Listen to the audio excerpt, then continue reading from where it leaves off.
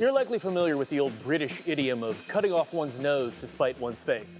It's used to describe an irrationally self-destructive act taken in pursuit of revenge. It's also a fairly accurate summation of what the Browns managed to do yesterday by defeating the vile Pittsburgh Steelers in a defensive slog with meaningful draft implications.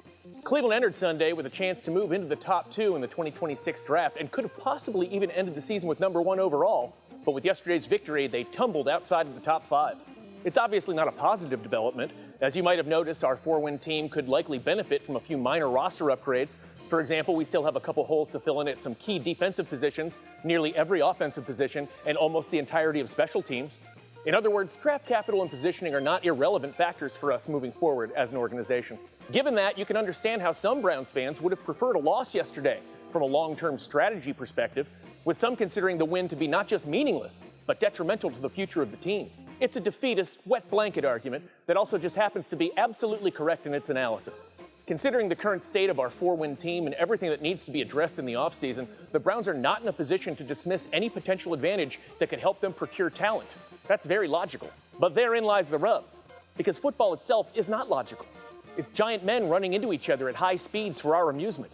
There is, of course, strategy involved, and that's relevant, but football is, first and foremost, an emotional and visceral experience.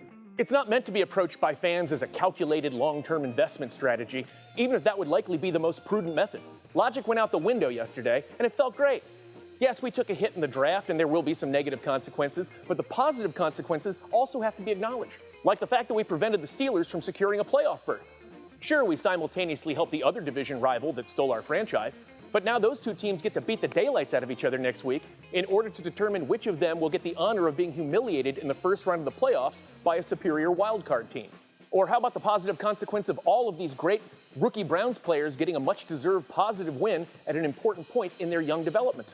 Or how about getting to watch that smug dork Aaron Rodgers spend 4 quarters panicking so hard about not letting Myles Garrett sack him that he accidentally forgot to play football? Finally, how about the fun consequence of getting to see all those spoiled Pittsburgh fans who occupied our stadium yesterday have to leave Cleveland really sad and feeling hopeless about the future of their franchise?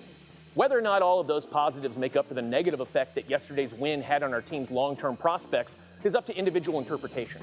But what I can say for certain is that at least yesterday, Browns fans were happy, Steelers fans were sad, and none of us is promised a tomorrow. So I choose to embrace it. Stay up and go Browns.